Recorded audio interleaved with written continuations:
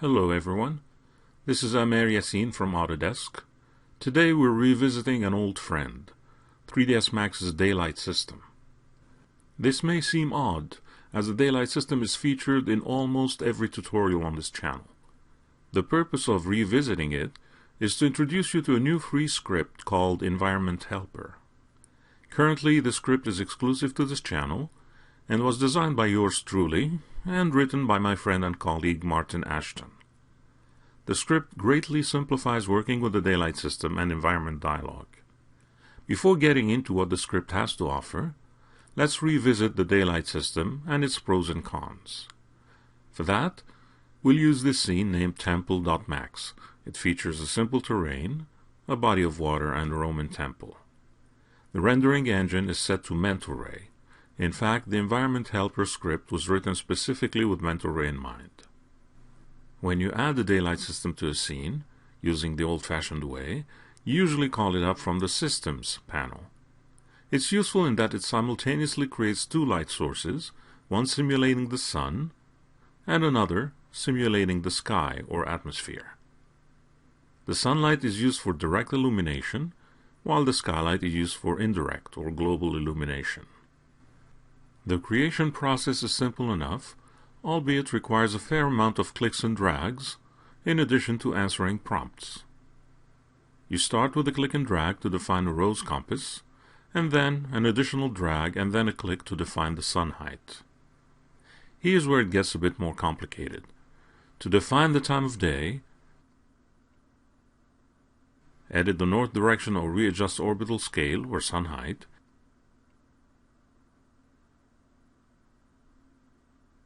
you use the motion panel.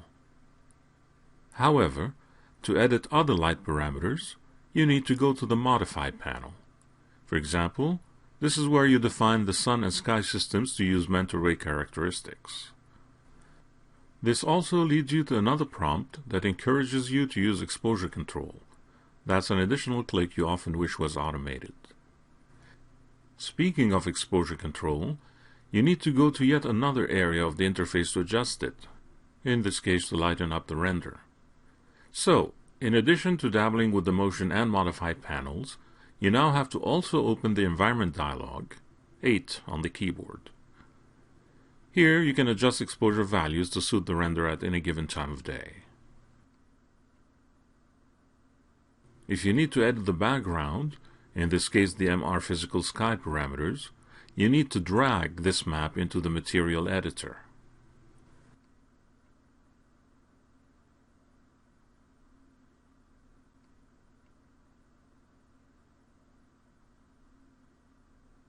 This is where you could potentially use an image,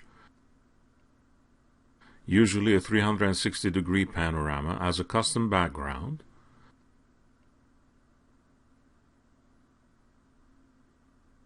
or as part of the haze channel.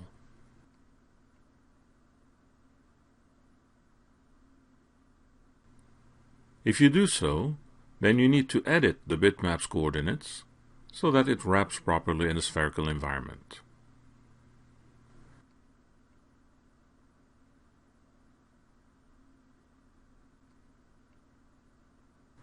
When you use an 8-bit image as part of the haze channel, you usually need to boost its output to make it visible at render time.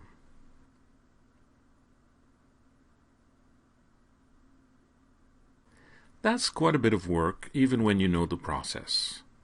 What's more, between the two command panels, the environment dialog and the slate material editor, that's 4 UIs that you need to juggle.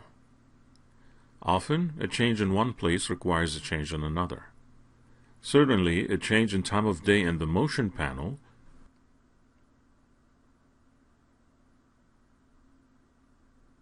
would require a change in exposure value in the environment dialog.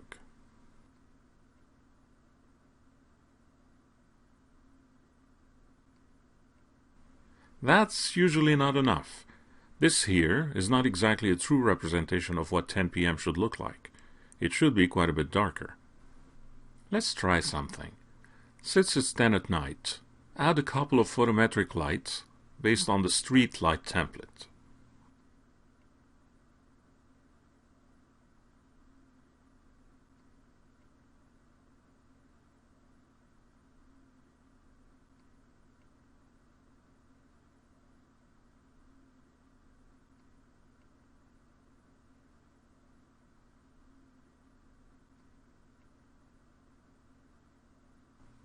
To save time, you can also merge 7 photometric lights from the lights.max file.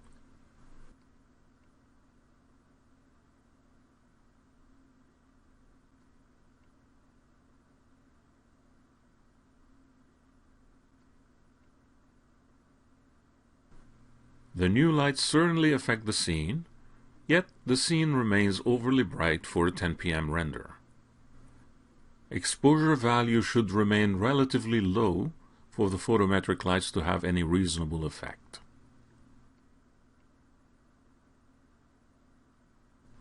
So, the overall brightness of the terrain and the background sky has to be managed elsewhere. This means you need to select the daylight system again and go back to the modified panel yet again. There, you can reduce the MR Sun and MR Sky multiplier values. Try a sky multiplier value of 0.2.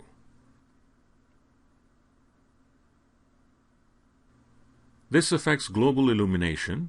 You can see how the terrain gets darker as you move further away from the scene lights. The background, though, is still too bright. This needs to be addressed in the material editor by adjusting the background's multiplier value.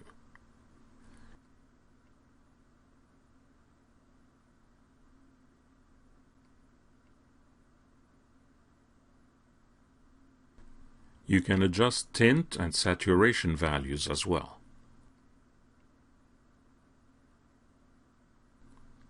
So, as you get to know which values to change and where to change them, you can adjust the scene to your liking. The problem is that regardless of your level of expertise, you still have to hunt for these values in different areas of the interface. This is where the new script helps you. It makes that process far easier. Reset 3ds Max without saving your file, and then simply reopen the scene.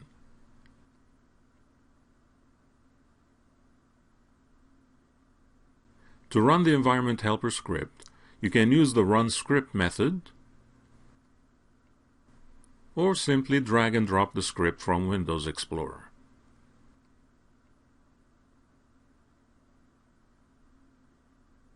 If the scene has a daylight system, the script will pick it up. If it doesn't, then the creation process is literally just a mouse click away. Changing values such as time of day, north direction, or sun height, orbital scale, is done from the same user interface. Adding a background image is quite a bit easier, as it doesn't require a visit to the material editor anymore. The image preview also lets you define the horizon line, which works on setting up the bitmap coordinates properly.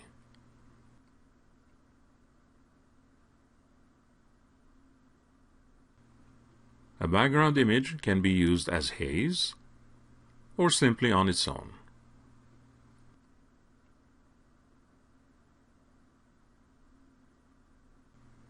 The nice thing about this tool is that all values that you typically edit manually are now coded to react to the time of day. They are grayed out by default, but do change after dark. So, all of a sudden, it becomes much easier to render a scene at night simply by changing the time of day.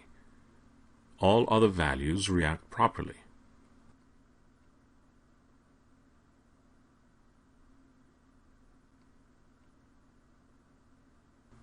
Of course, for a night scene, you'd need artificial lighting, so merge the photometric lights like you did earlier.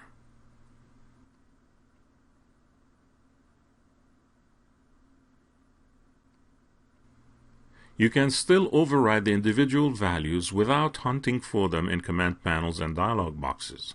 For example, you can boost the sky multiplier to get a hint of a midnight sky background. To let the tool handle the parameters based on the time of day, simply enable the Sync to Time option. Try other renders to see the effect.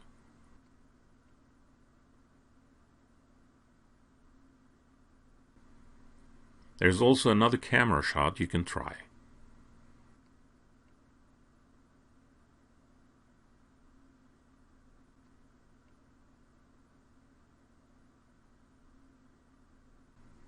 There is also a section where you can render a thumbnail of the scene, which is faster than a full render.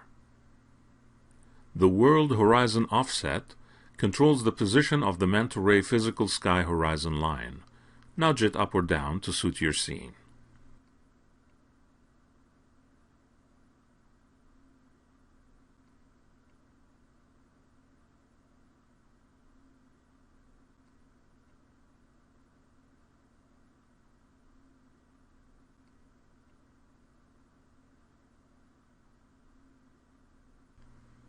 As previously stated, this tool doesn't reinvent the wheel, it just makes sure that all values that are related actually work together.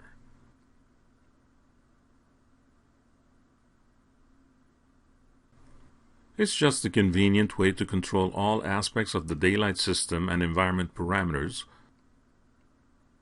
from one simple and unified user interface.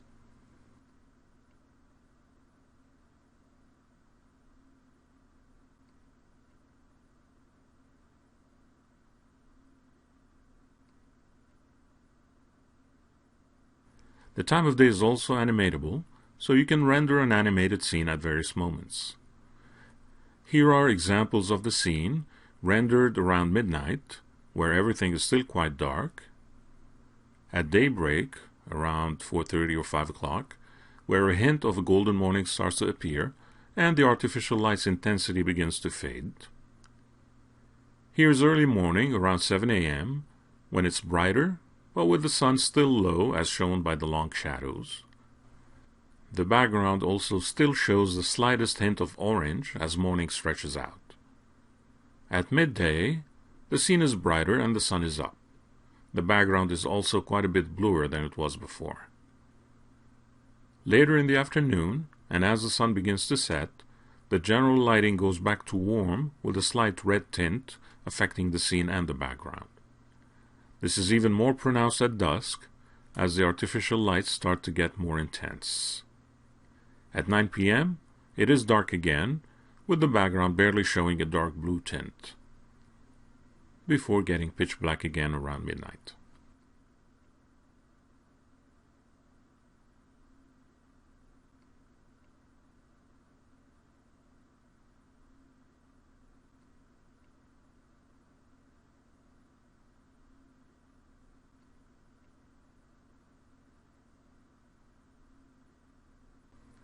Keep in mind that the script is given to you as is, as an example of automation.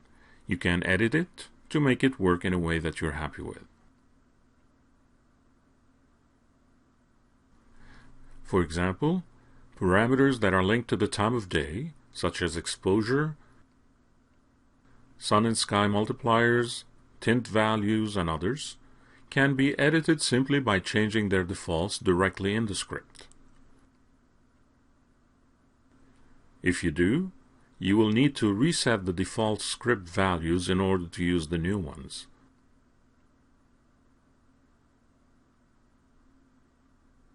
This may force you to reset your background image, but as you saw earlier, it's an easy process to redefine it.